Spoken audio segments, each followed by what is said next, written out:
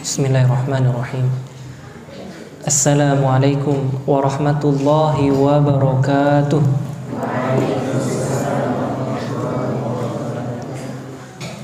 Alhamdulillahi rabbil alamin. Wabihi nasta'in ala umurid dunya waddin.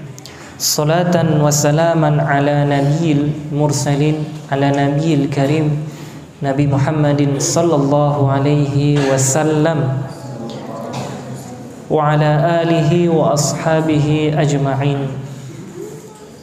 Allahumma inna nas'aluka ilman nafi'an wa rizqan tayyiban wa amalan mutaqabbala.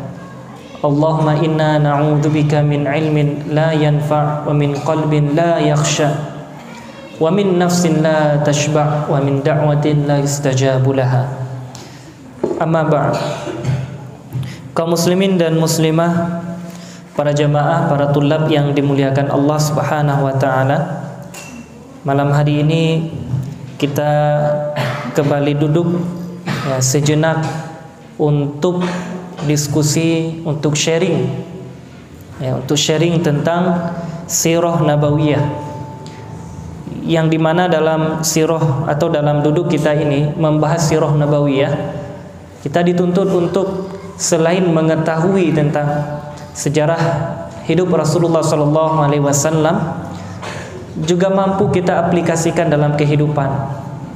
Maka sirah nabawiyah itu ibaratnya formula hidup, ibaratnya formula hidup, rumus dalam kehidupan yang nanti ketika kita sudah paham, kita aplikasikan dalam kehidupan kita.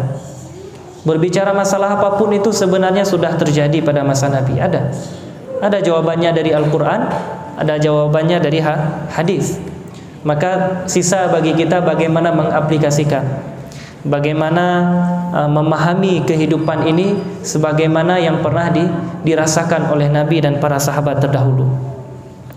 Masyarul muslimin yang dimuliakan Allah Subhanahu wa taala, memukaddimahi pertemuan kita dalam kajian pada malam hari ini, kami selaku pemateri ingin menanyakan satu pertanyaan kepada para jamaah yang mudah-mudahan dirahmati Allah. Apa pertanyaannya? Pernahkah dalam kehidupan kita di mana kita mendapati ada ujian-ujian dalam kehidupan dan ternyata ujian itu datang dari orang-orang terdekat? Pernah? Ujian dalam kehidupan boleh jadi datang dari orang yang kita cintai, datang dari orang tua, atau bagi orang tua datang dari anak, itu ujian. Atau ujian itu datang dari kerabat, kolega, atau yang dekat dengan tempat tinggal kita, semisal tetangga. Atau ujian itu datang dari sahabat-sahabat kita, misal rekan kerja, partner bisnis.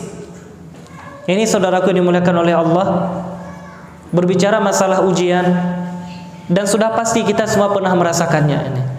Baik saya pribadi, saudara, teman-teman, ikhwah, para tulab pernah merasakan dalam hidup diuji oleh Allah. Maka mari kita lihat sebenarnya ujian itu datang dalam tipe apa atau dalam bagaimana, dan bagaimana menyikapi ujian. Kita coba lihat dalam surah Al-Baqarah pada ayat 214. Yang punya Al-Quran boleh kita buka surah Al-Baqarah ayat 214.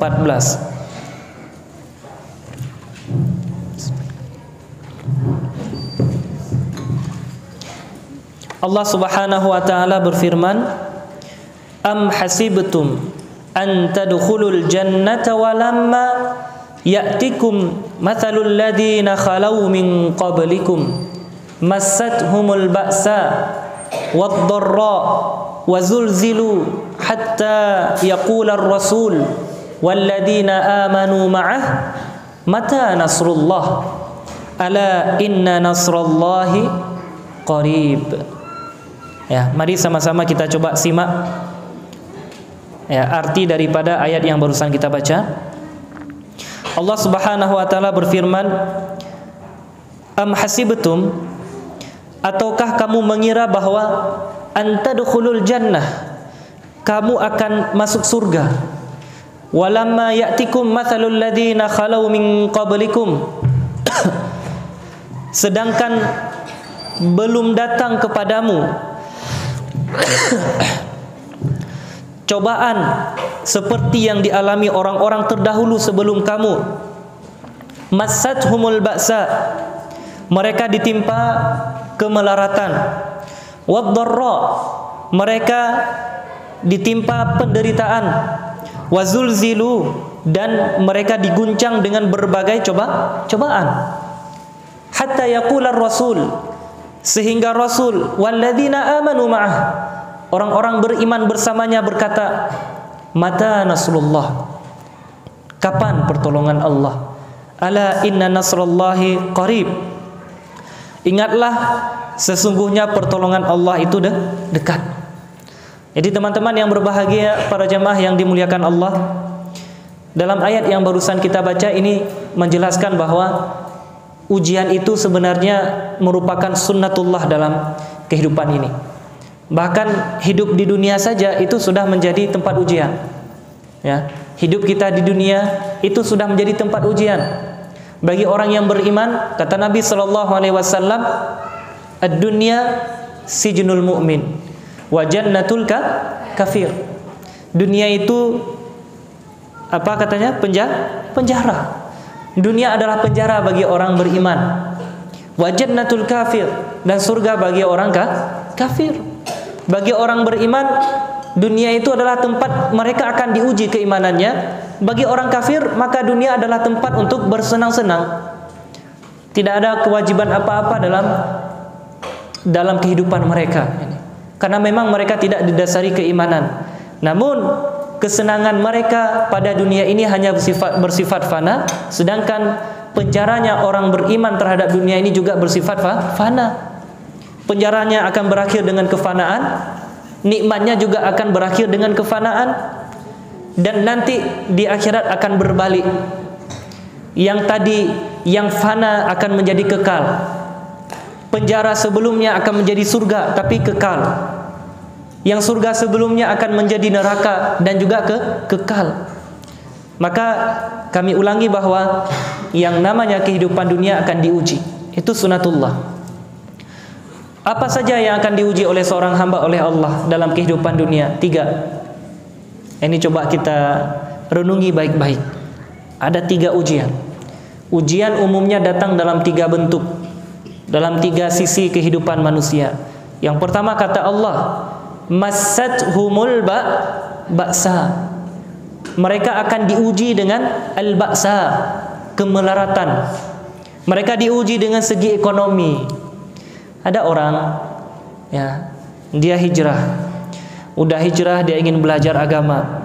Ketika belajar agama, maka muncullah perubahan pada dirinya. Pulang-pulang ke rumah, orang tuanya tidak senang dengan perubahannya. Dianggapnya anaknya sudah radikal. Ini dianggapnya anaknya aliran sesat mana ini? Kok tiba-tiba udah jilbabnya besar? Kok tiba-tiba udah rajin sholat?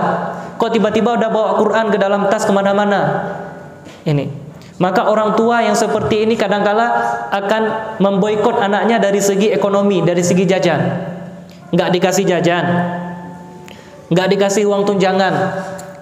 Ada juga yang kadang ingin belajar. Ustadz, saya ingin daftar mau belajar, tapi Ustadz, orang tua saya tidak mau membiayai saya selama belajar. Lah kenapa seperti itu?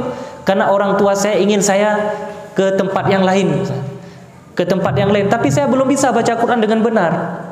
Tapi saya belum bisa mengaji, tapi saya belum paham agama, maka izinkan saya belajar di sini. Saya ingin belajar Al-Quran, saya ingin baca Al-Quran dengan benar, saya ingin paham agama ini, Ustaz. Namun sayangnya orang tua saya tidak mau membiayai saya, nggak mau dikasihnya jajan, nggak mau. Kenapa? Katanya durhaka dengan orang tua. Orang tuanya maunya nggak usah dah belajar, udah cukup itu agama yang seperti itu aja. Yang penting kamu belajar untuk masa depanmu, nanti kamu kerja dapat gaji sekian, dapat ijazah, dapat gelar, diterima kerja di mana-mana. Itu dah, itu dianggap sukses. Kalau kamu belajar agama, nanti kamu paling jadi guru TPA. Diuji. Segi apa diuji tadi? Ekonomi. Nah, kita tidak lepas dari ujian, dan itu bagian ujian yang berat juga. Ekonomi. Kemudian yang kedua apa? Wad-dharra, ujian dari segi fisik, ya. Ujian dari segi fisik. Fisiknya disakiti, fisiknya sakit-sakitan misal, atau fisiknya memang disakiti oleh orang lain, diledekin, wazulzilu, dan goncangan ujian. Goncangan apa? Goncangan jiwa. Jadi lengkap. Ujian dari segi harta atau ekonomi, ujian dari segi fisik, penderitaan berupa pada fisik, dan ujian dari segi jiwa, ya, tekanan jiwa, goncangan jiwa. Maka orang yang sudah mau belajar agama, udah hijrah, itu kerap akan mendapatkan bulian. Semisal akan dikatain, ala soalim, dikatain ustadzah, karena jilbabnya udah besar, ya. Kalau laki-laki tuh kan pakai daster kemana-mana, padahal kita pakai jubah, dibilangnya pakai daster. Nah, ini juga bagian daripada ujian. Apakah tidak dirasakan oleh para nabi dan rasul terlebih dahulu? Ada. Dan kerap kali datang ujian itu dari orang terdekat. Nabi, apa kurangnya paman beliau sendiri? Abu Lahab, pamannya tidak beriman kepada Nabi, bahkan menjadi orang terdepan memusuhi Nabi. Jadi Nabi jumpa dengan seseorang, diberikan tawaran untuk masuk Islam.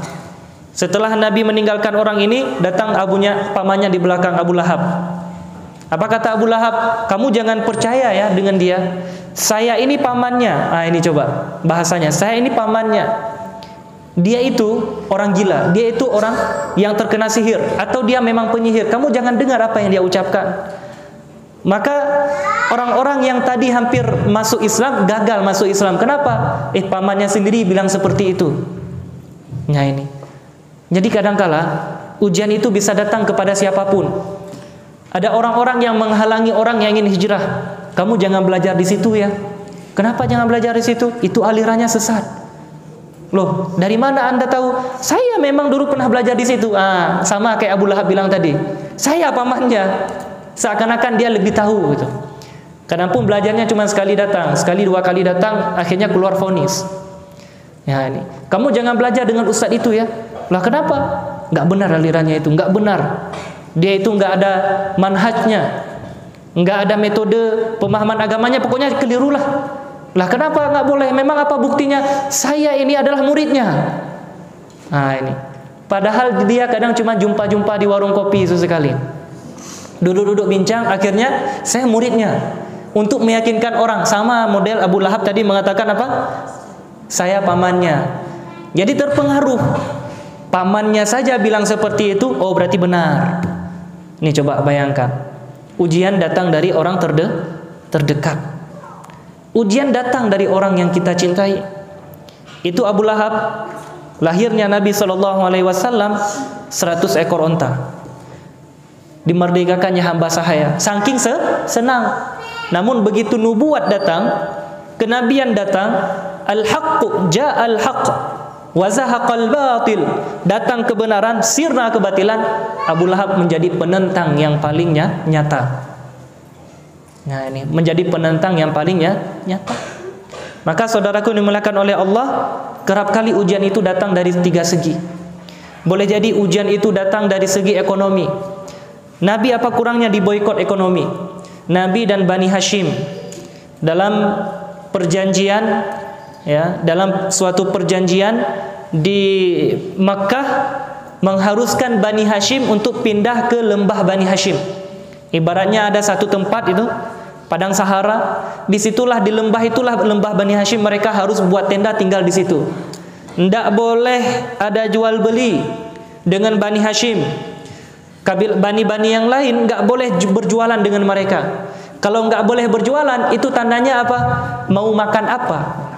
Bahkan saking tidak ada makanan selama 3 tahun, Nabi beserta Bani Hashim harus cari daun. Coba bayangkan daun-daun yang ada sekitar, petik, rebus. Habis rebus, makan.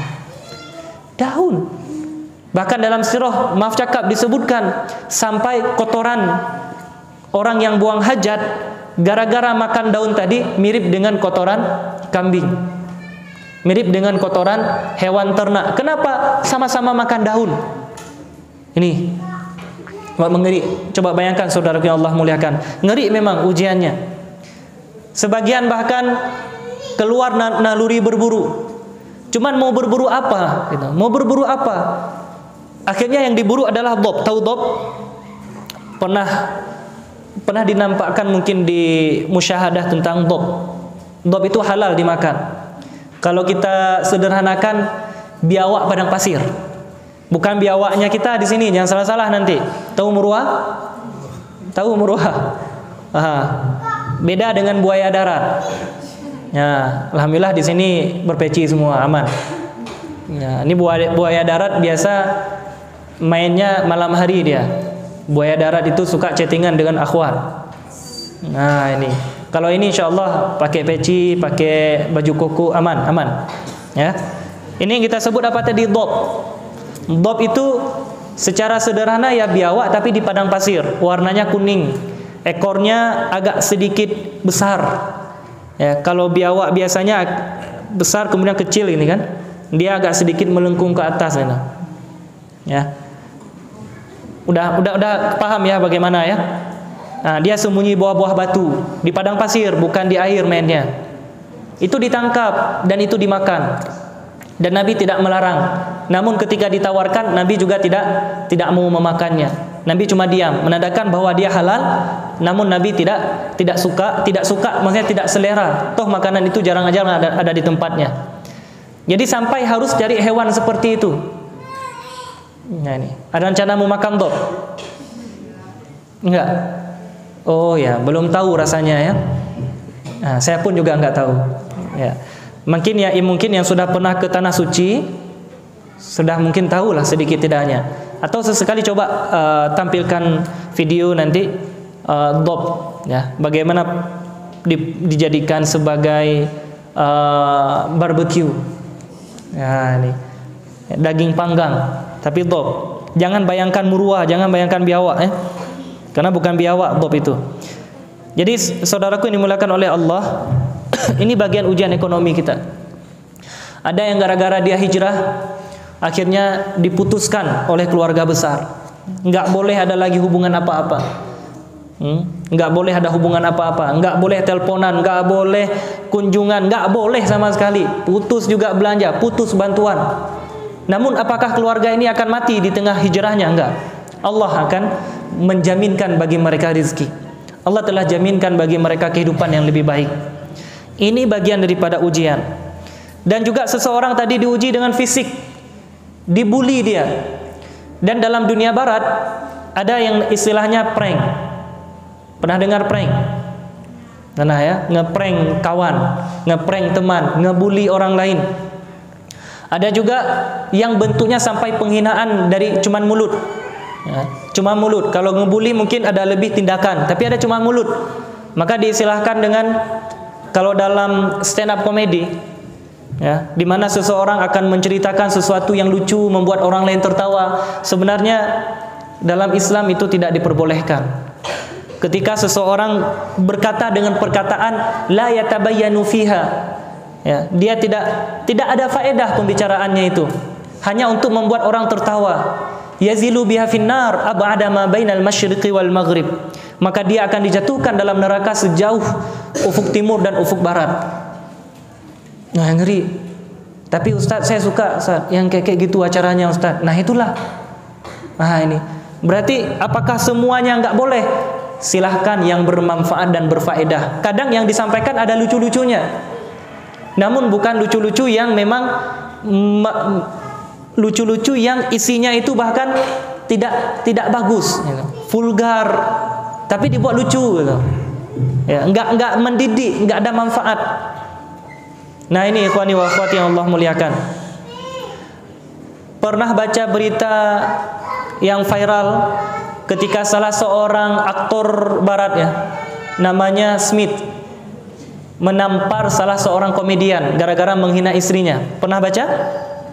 Ini kalau nggak salah sebelum puasa. Ya kalau nggak salah. Dalam acara awards gitu, karena para artis kan ada waktunya nanti diberi penghargaan. Jadi tampilkan secara komedi. Saya lupa siapa yang secara komedi kala itu. Dia melihat dari sekian banyak penonton siapa yang bisa dijadikan sebagai bahan bulian.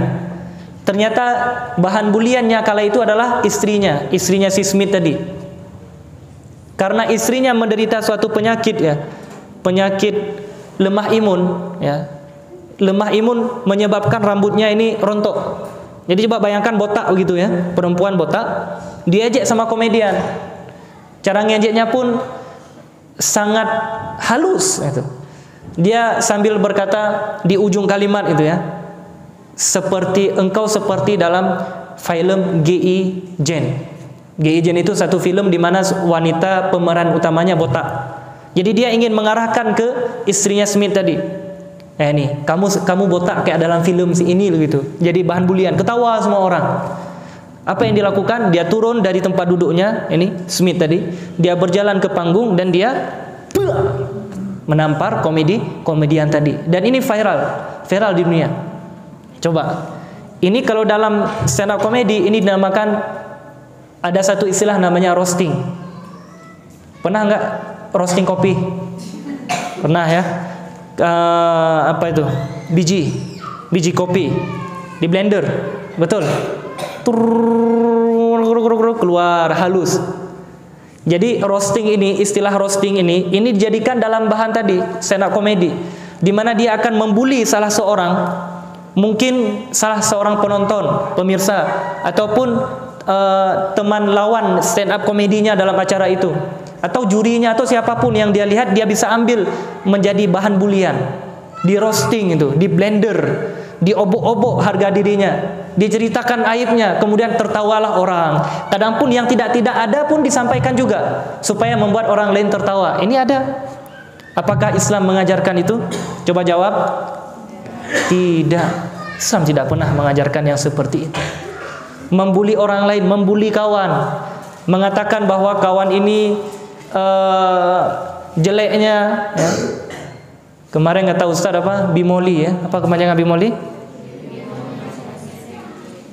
Apa? Iya, saya nggak tahu tapi kalian tahu. Ya, kalian tahu singkatannya. Saya cuma sekedar mendengar saja. Ya. Jadi mengejek seseorang tidak ada dalam Islam. Dan kalau diejeknya seorang hamba Allah dengan dikatain bahwa kebanjiran karena tidak hisbal celananya, jenggotnya itu mirip kayak mbe gitu misalnya. Ini sabar, ini ujian, dan itu tidak ada dalam Islam, saudaraku yang dimuliakan oleh Allah. Ini pasti diuji seseorang hamba dengan keimanannya. Wadh-dharra wazulzilu, diuji juga ke hatinya, goncangan jiwanya tadi. Mau tidak dia bertahan, mau dia tidak bersabar. Dan kalau kita lihat dalam sirah nabawiyah, cuplikan potongan sirah, ketika seorang wanita sahabiah dari kaum, saya lupa ya, kaum Ansor entah kaum Muhajirin, yang pastinya ketika Nabi hijrah ke Madinah, ini Nabi selain membuat atau membangun masjid, Nabi juga membentuk pasar. Ya, harus ada pasar kaum muslimin. Kenapa? Mengimbangi perekonomian. Dan ada pasar-pasar yang dikenal sebagai pasar orang Yahudi. Di antaranya ada pasar Bani Qainuqa. Terkenal itu memang orang Yahudi banyak di situ yang berjualan. Mereka suka mempraktekkan riba. Mereka suka melakukan curang dalam jual beli. Maka Nabi membangun pasar sendiri.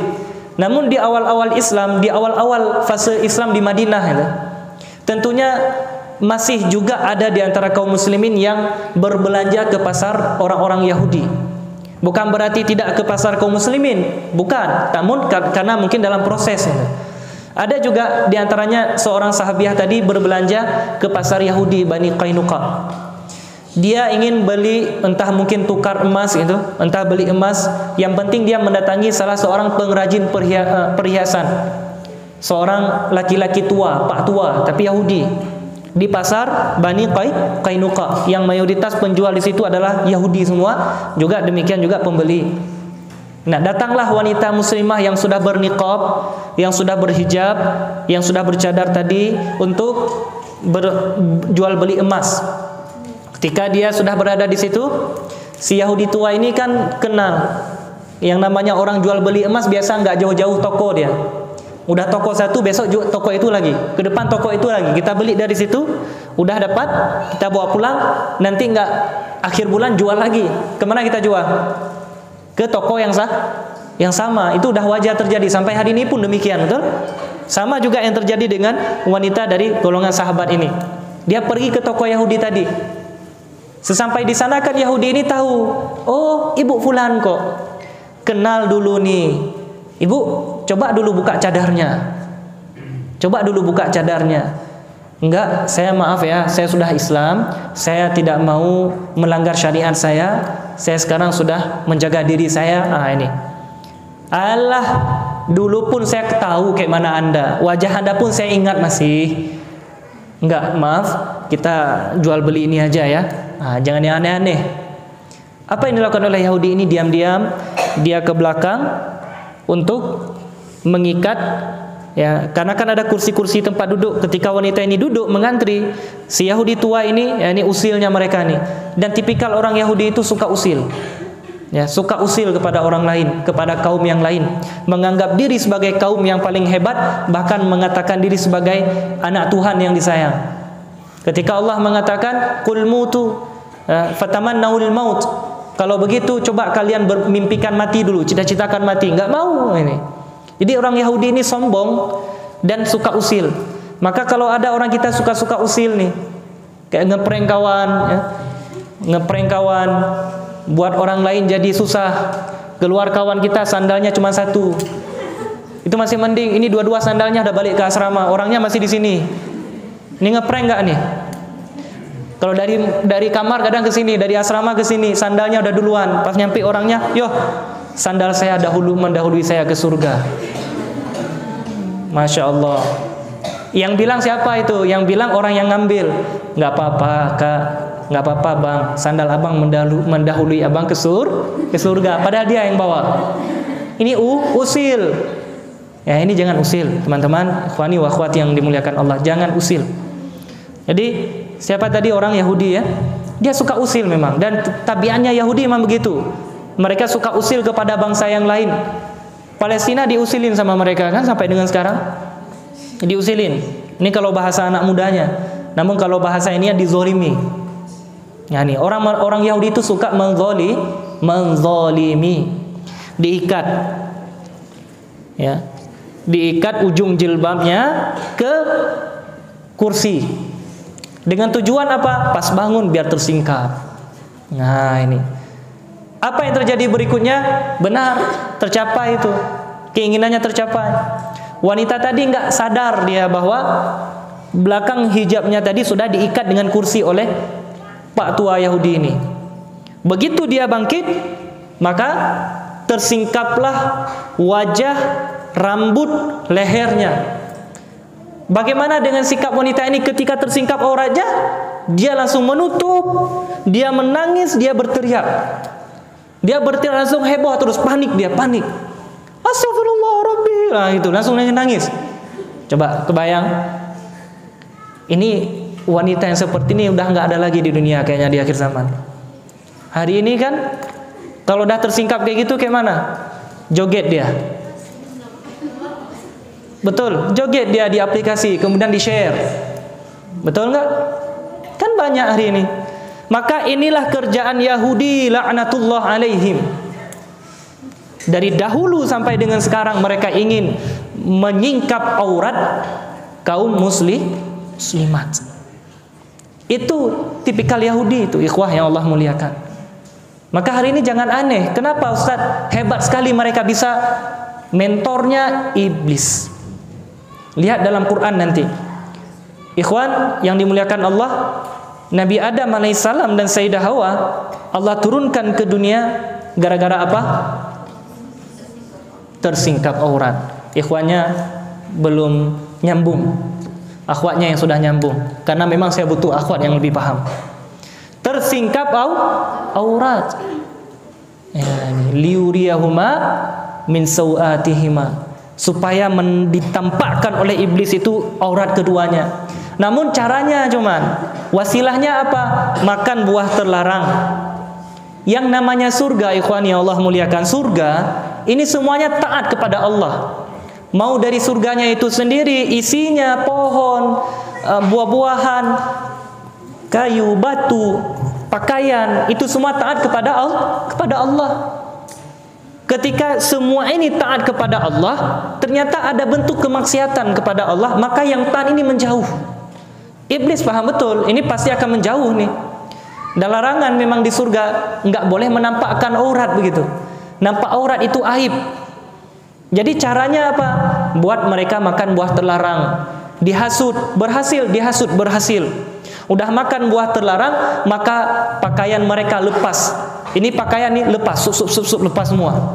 Bukan dilepasin, lepas dengan sendiri. Kenapa? Enggak mau betah pakaian surga pada tubuh orang yang sudah bermaksiat kepada Allah. Ada larangan Allah yang dilakukan, maka tanggallah pakaian mereka. Kecuali dalam riwayat yang bahkan datang untuk menutupi aurat itu dua ya. Watini wazaitun, pohon tin, pohon zaitun. Merendahkan dedaunannya untuk menutup aurat Nabiullah Adam dan Sayyidah Hawa. Ini coba, goal iblis tadi adalah menyingkap aurat kedua nenek moyang kita, yang kemudian Allah turunkan ke dunia gara-gara itu. Dan goal iblis sampai dengan hari ini adalah menyingkap aurat Bani Adam. Udah nenek moyang kita dibuat olehnya begitu, kalau demikian juga dengan keturunannya. Mentoring itu, mentor. Muridnya Yahudi tadi. Maka dibuatlah aplikasi-aplikasi di HP kita hari ini. Aplikasi-aplikasi pemutus urat malu. Jadi dengan aplikasi ini mereka akan membuka aurat dengan sendirinya, nggak perlu dibuatin gitu.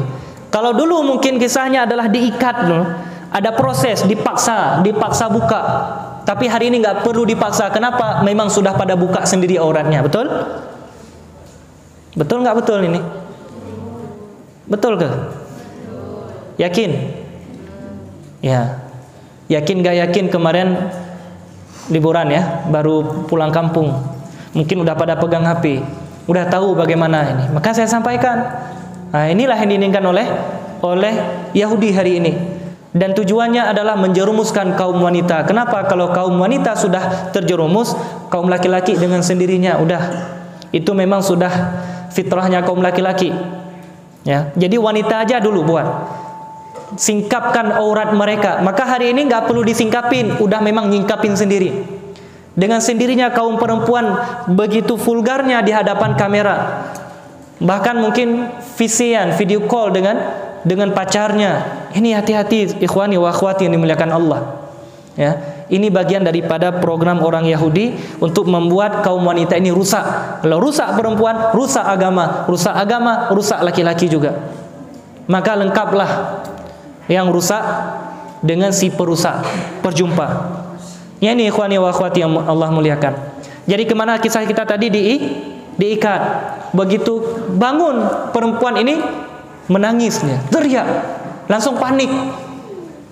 Ada enggak kita dapati misalnya di rumah kita, atau antum-antum mungkin yang punya kakak, punya adik, ya, kita lihat di rumah kita misal begitu datang tamu, suaranya suara laki-laki, ya, assalamualaikum. Kemudian ada saudari-saudari kita tadi yang lagi bersantai mungkin di ruang tamu, ada yang lagi menjahit, ada yang lagi makan cemilan, ya. Apa yang terjadi? Mereka lari, bum, seperti mendapatkan titah komando, bersiap pasukan, lari semua. Ada yang lari ke belakang sofa sembunyi, ada yang ambil panci tutup kepalanya biar nggak nampak aurat, ada yang ambil gorden kemudian selimutin diri, sup gitu. Ada yang kayak gitu. Masya Allah, berkah sekali rumah jika ada yang seperti itu. Saking malunya kaum perempuan ketika datang tamu, padahal tamunya belum masuk rumah, cuma suara, mereka sudah berlarian, gitu kan, tutupin diri terus. Itu luar biasa. Nah, ini. Namun rumah yang sangat ironis itu, ketika ada tamu laki-laki, nggak tahu siapa, ya biasa aja anak-anak perempuan di situ yang sudah balik, yang makan, yang santai, nggak berjilbab pun, nampak lehernya, nampak auratnya, nampak lengannya, nampak kakinya, mereka santai-santai saja. tercabut rasa malu dari diri mereka.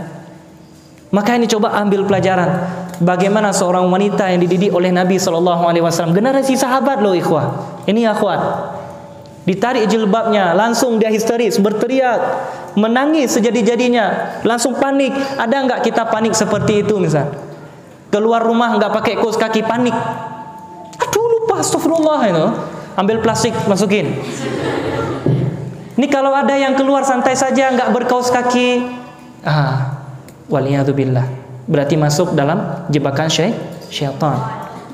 Kalau terjadi seperti itu, masuk dalam jebakan syaitan, dipermainkan. Ini hati-hati. Ini. Jadi wanita yang dikisahkan dalam sirah nabawiyah tadi apa? Begitu tersingkap auratnya dia langsung histeris, teriak, menangis, dan ternyata itu menjadi tontonan yang menyenangkan bagi orang Yahudi. Ini parahnya. Kan ketika namanya juga pasar orang Yahudi itu. Nih, apa nih terjadi? Oh, nih, ketawalah mereka semua. Diketawain. Pak tua tadi merasa dia sudah berhasil, ya. Yang lain juga demikian. Hahaha, ketawa semuanya sambil nunjuk itu. Coba bayangkan, seorang wanita dibully di tengah-tengah kaum laki-laki dan mereka menertawakannya. Apa yang ditertawakan? Tersingkapnya aurat wanita itu.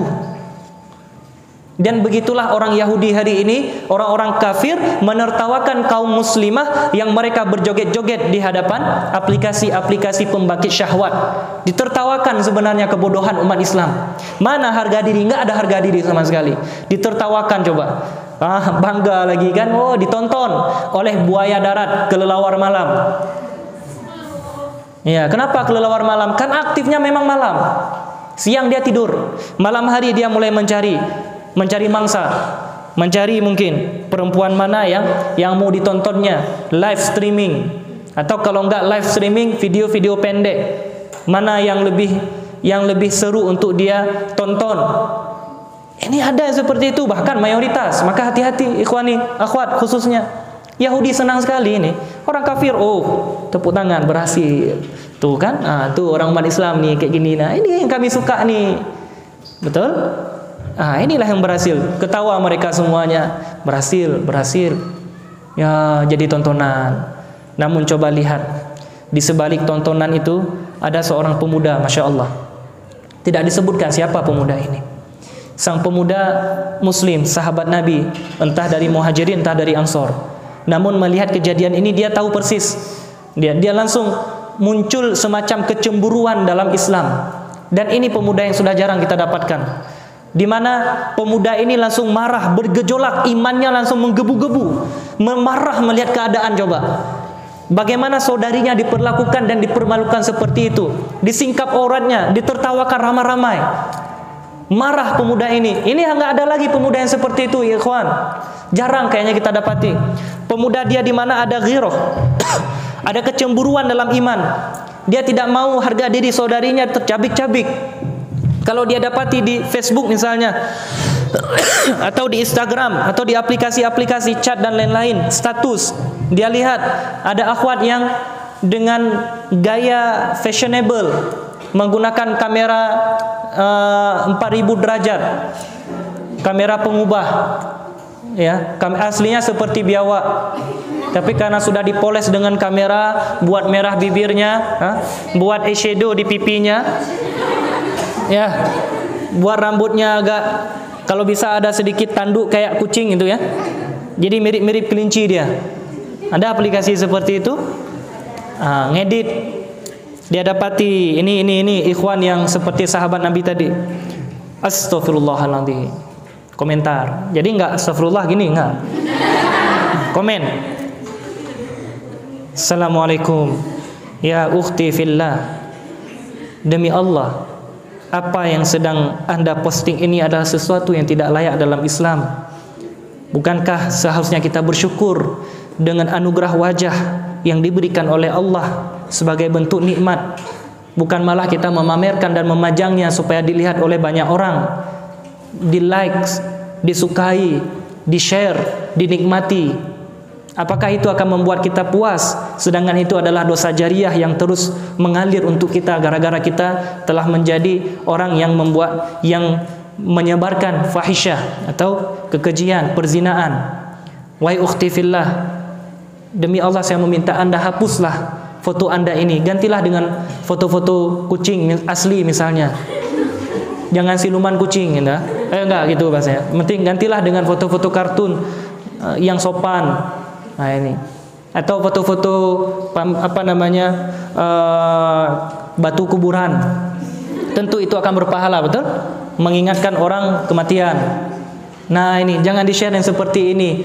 Mohon maaf jika apa yang saya sampaikan ini menyakiti perasaan Anda, tapi ini adalah amar ma'ruf yang harus saya lakukan. Kirim. Ada kayak gitu? Malu Ustaz. Nanti dibilangnya kita sok perhatian. Perhatian itulah yang bagus, yang kayak gitu. Perhatian yang sok perhatian itu yang sebaliknya. Tinggal di mana? Ini sok perhatian. Untuk apa nanya tinggal di mana? Mau ngirim bakso ke rumah. Namun coba nasihatin yang benar. Ya. Alhamdulillah, cobalah. Dan ketika kita mencoba itu, maka kita akan mendapatkan nanti ya semacam kenikmatan iman. Alhamdulillah, lega ya Allah, saya sudah menasihatkan saudari saya telah menasihatkan saudara saya. Alhamdulillah. Jangan saudari cuman yang dinasihatin ya, saudara juga dapat ikhwan yang lain nasihatin juga.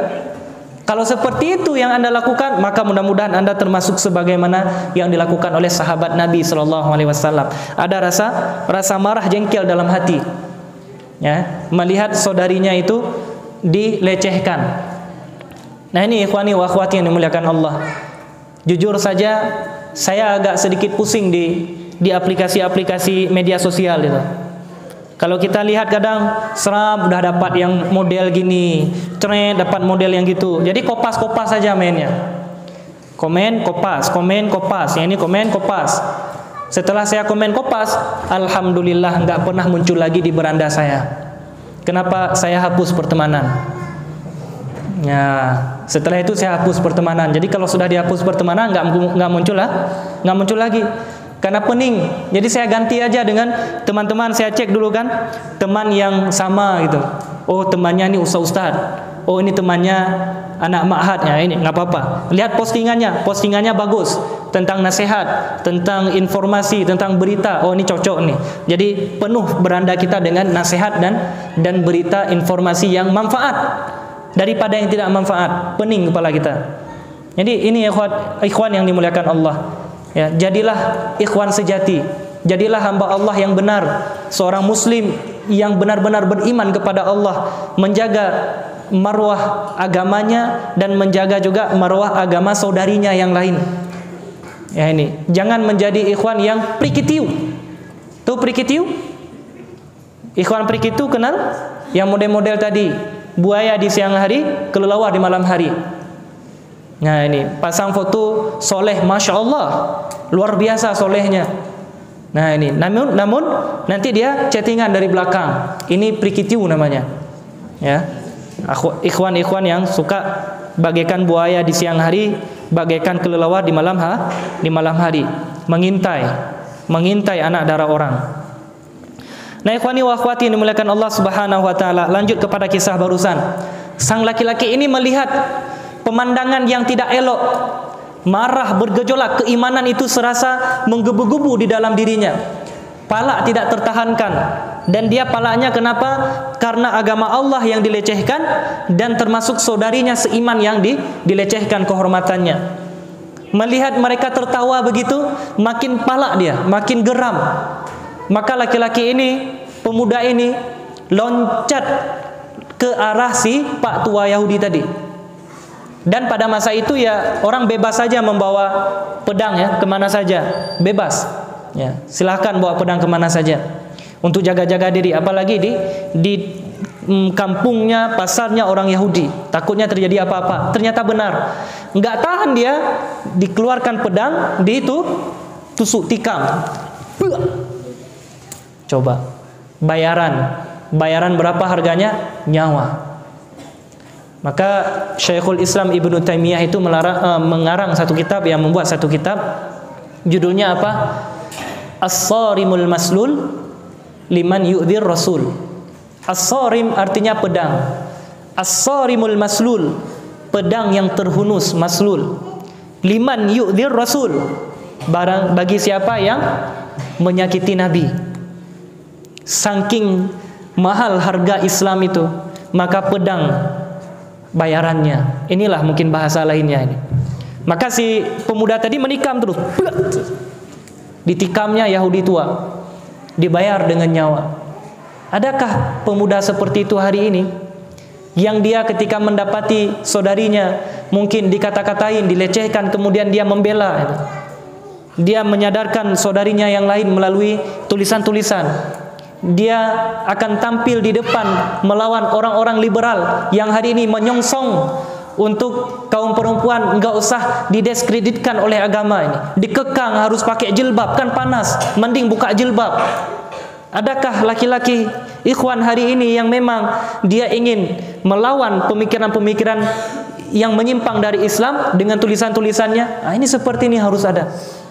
Masyarul muslimin, maka bayaran bagi Pak tua tadi atas usilnya dia, atas zolimnya dia adalah nyawa.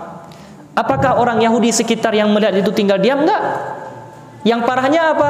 Mereka juga ramai-ramai mengikat sang pemuda tadi. Karena udah nusuk nih, tikam. Kemudian dipegang ramai-ramai pemuda tadi, diikat. Setelah diikat diapain? Yang punya pedang keluarin pedang, yang punya parang keluarin parang, yang punya golok, yang punya pisau dapur, yang punya silet, diapain? Tusuk, tikam, sayat, pokoknya kroyok. Pembalasan, dibalas ramai-ramai, pengeroyokan massal kepada salah seorang pemuda yang telah membela martabat wanita muslimah. Syahidlah pemuda ini. Nabi berada di masjid, datang berita kepada Rasulullah langsung pasca kejadian. Ya Rasulullah, telah terjadi peristiwa pembunuhan terhadap seorang pemuda di pasar Bani Qainuqa. Ya Rasulullah, gara-gara pelecehan disingkapnya aurat wanita muslimah. Nabi yang berada di masjid bagaimana? Geram beliau. Marah Rasulullah, memerah wajahnya, dan gak pernah semarah itu sebelumnya. Tiba-tiba Nabi marah, dan begitulah kemarahan seorang pemimpin yang benar, yang mencintai rakyat, yang mencintai kaum muslimin. Dan hari ini kita merindui pemimpin seperti itu. Berapa banyak rakyat Palestina yang dilecehkan, ibu-ibu yang disingkap auratnya, yang ditembak, wanita hamil ditembak di perut sehingga bayi dan dirinya pun meninggal. Berapa banyak para reporter yang tidak bersalah sama sekali kena tembakan. Itu di Palestina dan negara-negara kaum muslimin yang lain. Coba, siapa pelakunya? Orang-orang itu juga, Yahudi juga, orang-orang kafir juga. Namun tidak ada pemimpin umat Islam yang seperti Nabi SAW sikapnya. Nabi marah, Nabi geram hanya karena terbunuhnya satu nyawa dan dilecehkan satu wanita dalam Islam. Nabi katakan kepada para pasukan, kepada kaum muslimin semuanya yang ada di Madinah, ambil semua pedang kalian, pakai perisai kalian, bersiap kita akan berperang. Komandonya enggak boleh lama. Ibarat kata sirine bersuara, 5 menit udah di lapangan, kumpul semua. Ada kayak gitu? Nah ini, komandan sudah memberi arahan. Maka kaum muslimin, para sahabat Nabi enggak nunggu lama. Suara bersahutan, bertalu-talu.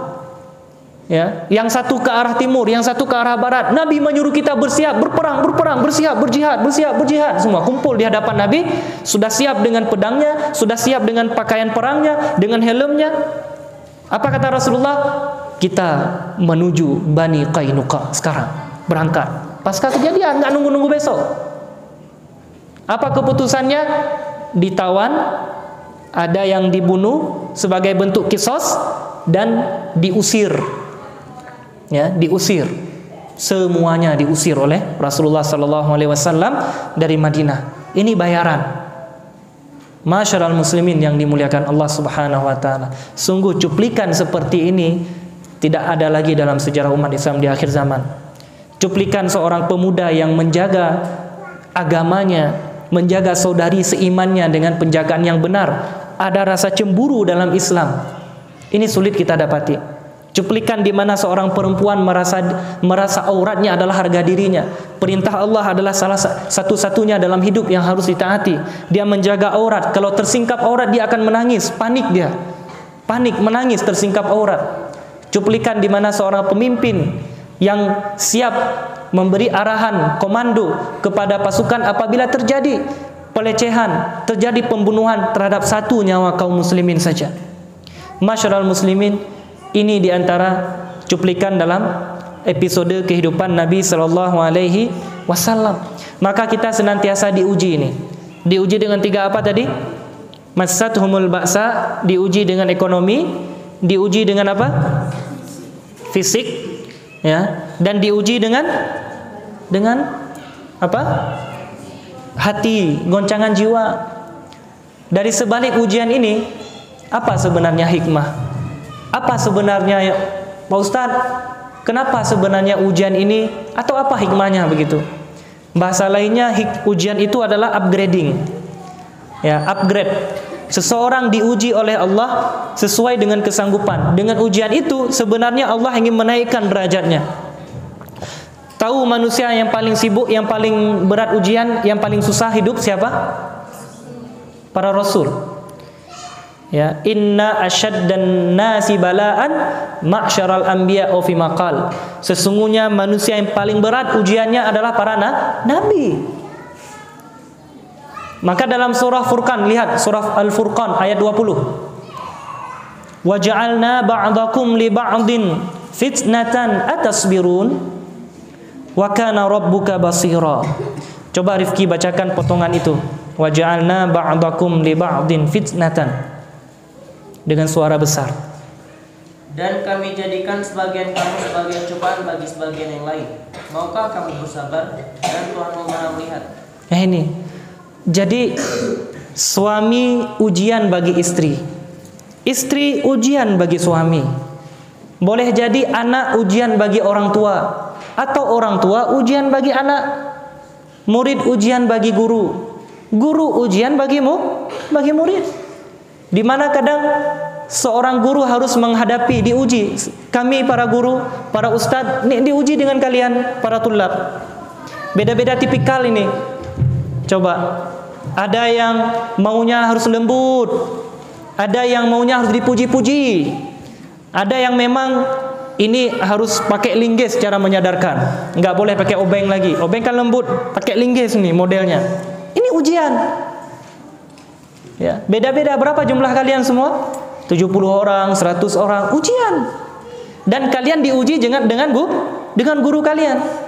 Saya diuji dengan ustadz ini, diuji dengan Ustadz Fajar ini, kalian diuji dengan saya. Sebagaimana saya diuji dengan kalian.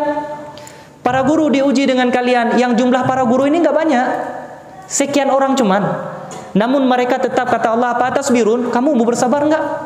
Maka sabarnya para ustadz kita, para guru-guru kita dengan murid-murid yang masya Allah luar biasa, berbeda-beda watak, luar biasa memang. Ya, silap sedikit ada saja yang dibuat. Ya, ini diuji para guru, sabar nggak? Para guru sabar, sabar kami, sabar, insya Allah sabar. Nah, gitu mungkin jawabannya. Nah, kalian bagaimana? Saya diuji dengan ustadz ini, nggak sabaran. Akhirnya dia pergi meninggalkan tempat belajar. Alah, ustadz ini keras sekali lah. Kalau nasihatinnya itu suaranya memekakkan telinga. Kena kita dikiknya selalu. Nggak sabar diuji, padahal cuma satu orang ustadz. Ustadz diuji dengan 10, 100 murid. Namun ustadz harus bersabar. Murid hanya satu ustadz. Itu pun diujinya untuk kebaikan. Nggak sabar juga. Saya mau keluar aja dari sini. Saya mau nangis ya, keluar. Ujian, saya diuji dengan kalian, kalian juga diuji dengan saya. Suami diuji dengan istri. Suaminya udah belajar agama, suaminya rajin kajian, suaminya sudah paham bagaimana harusnya mengatur istri. Istri nggak mau diatur, istri nggak mau diatur. Disampaikan ayat, dibantahnya. Allah abang nih, ntar udah kayak ustadz aja. Ini diuji itu para suami yang Allah muliakan, bang. Kadang suaminya yang seperti itu. Ujian bagi istri. Istrinya udah belajar. Kata suami, ngapain belajar selalu? Masak dulu sebentar nih, lapar nih belum makan. Coba dulu buatin teh rasa durian. Kalau berhasil baru boleh pergi kajian. Diuji. Memang dia sengaja biar istrinya nggak bisa belajar agama. Nah ini. Allah kemarin baru belajar. Siapa ustadznya? Siapa ustadznya yang ngajarin kayak gitu? Siapa ustadznya itu? Kemarin baru kamu belajar. Kamu belajar dari saya dong. Ujian. Dia suami nggak mau belajar, istrinya selalu dikritik, dilarang-larang. Kadang ujian dari orang tua. Anak udah belajar agama, orang tuanya yang merasa anaknya udah radikal, anaknya udah nggak beres nih, udah sesat nih, jangan-jangan. Kok udah rajin sholat? Kok ini. Ada yang orang tuanya udah kajian, udah belajar agama, anaknya yang tidak mau. Diuji orang tua oleh anak. Orang tuanya, nak, kamu harus belajarlah, hafal Quran lah, nak. Allah ini kayak kita hafal Quran, mending kita hafal yang lain. Banyak yang belum saya hafal. Kali-kali aja baru 1 sampai 10 bisa. Nah ini. Ini kalau misalkan saya harus hafal Quran, belajar agama, kirim duit yang banyak, 1 juta minimal sebulan. Mau nggak? Nah itu. Ini anak ujian nih. Ini anak seperti ujian bagi orang tuanya. Atasbirun, mau sabar orang tua seperti itu dengan anaknya? Kadang anaknya pun, saya makan, pokoknya mak 2 tahun aja belajar, habis itu saya bebas ya. Nggak usah ini atur-atur, nggak usah sama atur-atur. Ya udah, saya ikuti 2 tahun aja, habis itu biarkan saya mau free, saya mau kemana. Ada yang kayak gitu. Ujian. Ada yang bahkan mensyaratkan ke orang tuanya, ama, pokoknya kalau saya sudah belajar, bolehlah saya belajar agama. Berapa lama? 6 bulan atau 2 tahun. Dalam program misalnya, program pesantren kilat, muridnya bagaikan kilat. Boleh, tapi syaratnya apa? Syaratnya adalah beli HP yang terbaru keluar, iPhone 13 ya, 13. Ini nggak mau dia, yang 1000, entah berapa itu. Beli, oke nak, pokoknya kamu belajar agama, insya Allah Allah mudahkan. Ini orang tua yang salah kaprah pendidikan. Jadi nanti datang tuh masa di mana diwisuda anaknya, jumpa dengan orang tuanya, tahu apa yang pertama ditanyakan? Bukan Masya Allah Ina rindu kali lah sama Ina, rindu kali sama Ama. HP dah bawa. Oh mana lupa bawa. Kayak mana sih Hina nih? Nah itu tuh anak yang udah belajar Quran tadi, cuman belajar Quran tuh HP. Kayak mana sih Hina nih? Udah janji dulu, enggak patuhi. Kami udah hafal 30 juz Quran pun capek-capek saya. Coba lihat berat badan saya udah kayak gini, udah kurus-kurus tirus. Coba lu lihat nih, mana HP-nya, mana janjinya? Enggak ada. Buktikan mana, kayak mana? Nah, pala dia. Keluarlah bahasa-bahasa yang tidak layak oleh seorang anak sebagai bentuk kedurhakaan. Ini orang tua juga salah sebenarnya, jangan didekatkan dengan janji-janji dunia. Nih kalau udah belajar nanti ama belikan motor. Enggak dibeliin motor. Nah inilah masalahnya niat. Ikhwani wa akhwati yang dimuliakan Allah, diuji kita dengan orang lain, diuji kita dengan saudari kita. Mungkin kita dengan kakak, mungkin kita dengan abang, mungkin kita dengan teman kerja, teman bisnis, teman asrama juga demikian. Itu bagian daripada ujian. Maka kata Allah dalam kalimat ujian ini apa? Atasbirun, maukah kamu bersabar atau kamu tidak mau bersabar? Jadi ikhwani wa akhwati, bersabar. Ya ini. Masyarul muslimin, para jamaah kajian sirah nabawiyah, kembali kepada tema kita tadi bahwa saking berat ujian yang Allah berikan kepada para nabi, hingga Nabi Muhammad dan para sahabat dalam ayat tadi mengatakan mata nasrullah, maka Allah berikan jawaban ala inna nasrullahi qarib. Kalau dalam pendapat para ulama menyebutkan di situ yang bertanya adalah para sahabat, ya Rasulullah, kapan pertolongan Allah itu datang? Maka Nabi menjawab sebagai pembawa risalah, ala inna nasrullahi qarib, sungguh pertolongan Allah itu sangat dekat dengan hambanya. Baik, jadi Pak Ustadz, nah ini pertanyaan terakhir. Bagaimana seharusnya kita dalam menanggapi musibah-musibah ujian dalam hidup? Mari kita lihat satu potongan hadis pada malam hari ini, di mana Nabi Shallallahu Alaihi Wasallam berkata ya dalam satu kejadian, ya, qala kana Nabi Shallallahu Alaihi Wasallam fi janazah fa akhadha syai'an faja'ala yang kutubihil arda. Jadi pada sebuah jenazah, ya, beliau Nabi SAW berdiam sejenak. Kemudian beliau menusuk-nusuk tanah. Nah, ada kejadian orang baru meninggal, sudah dikafankan. Kemudian Nabi mengambil kesempatan ini untuk memberi mau'izah kepada para sahabat. Caranya bagaimana?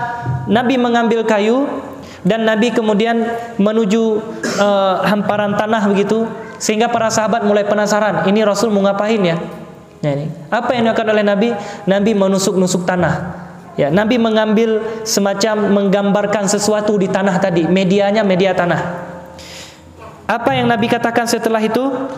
Ma minkum min ahadin illa wa qad kutiba maq'adahu minan nar wa maq'adahu minal jannah. Tidaklah satu pun di antara kalian kecuali takdirnya telah dituliskan tempatnya dari neraka dan tempatnya dari surga. Berarti Ustaz, udah jelas ya tempat kami di neraka atau di surga? Ya betul, dan itulah kata Nabi sallallahu alaihi wasallam. Ada orang yang, Ustadz kalau kayak gitu nggak usah lagi bekerja lah, nggak usah lagi beramal.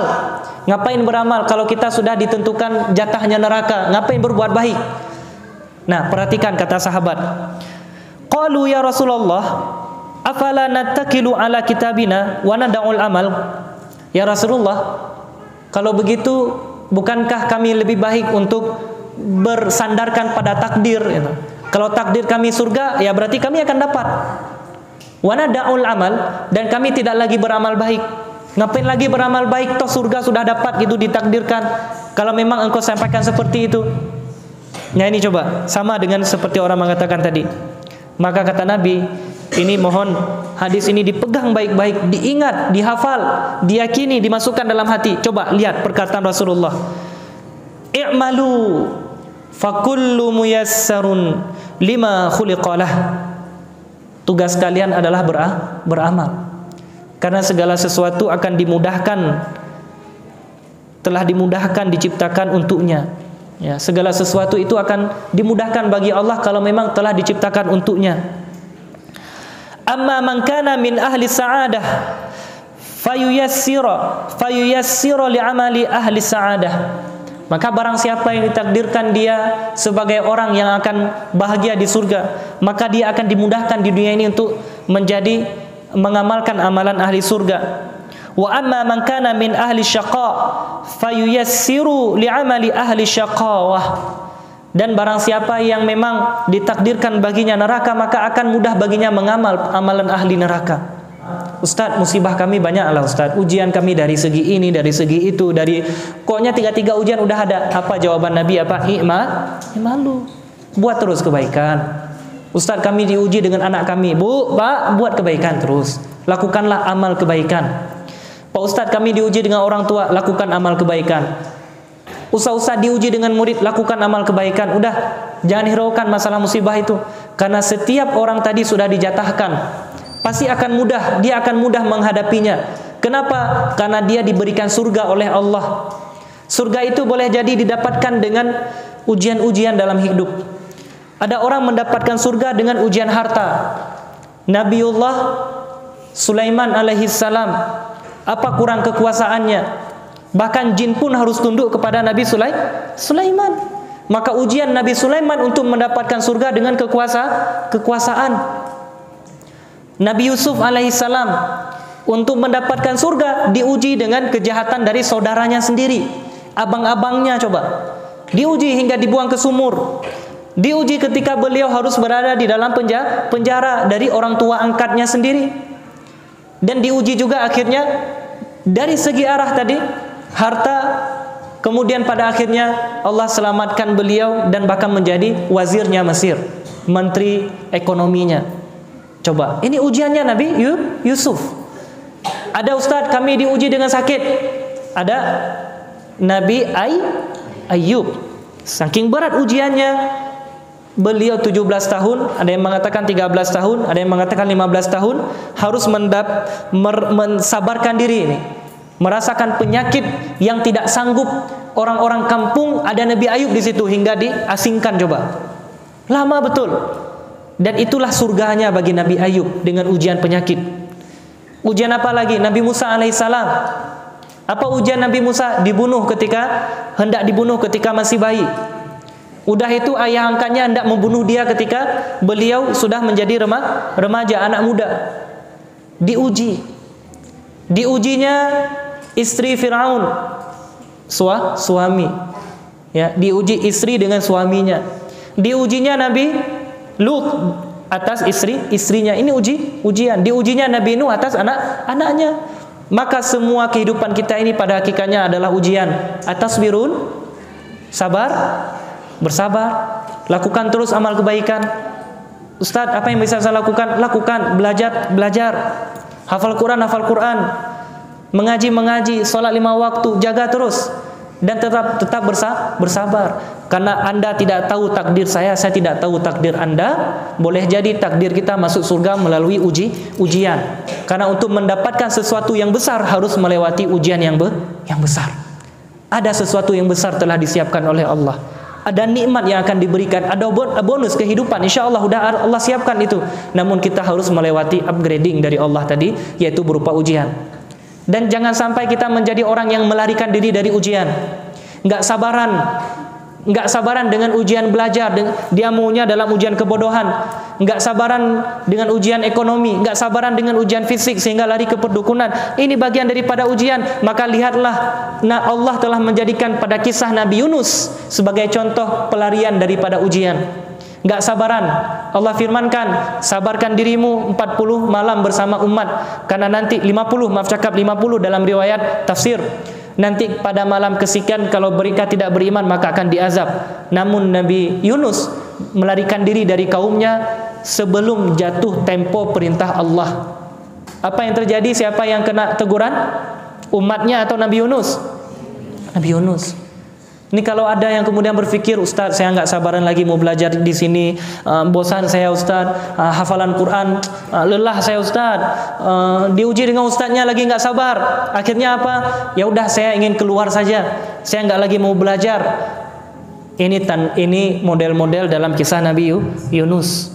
Maka kata Imam Syafi'i rahimahullah, kalau engkau tidak bersabar dengan pahitnya menuntut ilmu, maka rasakan pahitnya kebodohan seumur hidupmu. Wallahu a'lam bishawab. Baik, aqulu qauli hadza astaghfirullah li wa lakum. Subhanakallahumma wa bihamdika asyhadu an la ilaha illa anta astaghfiruka wa atubu ilaik. Assalamualaikum warahmatullahi wabarakatuh.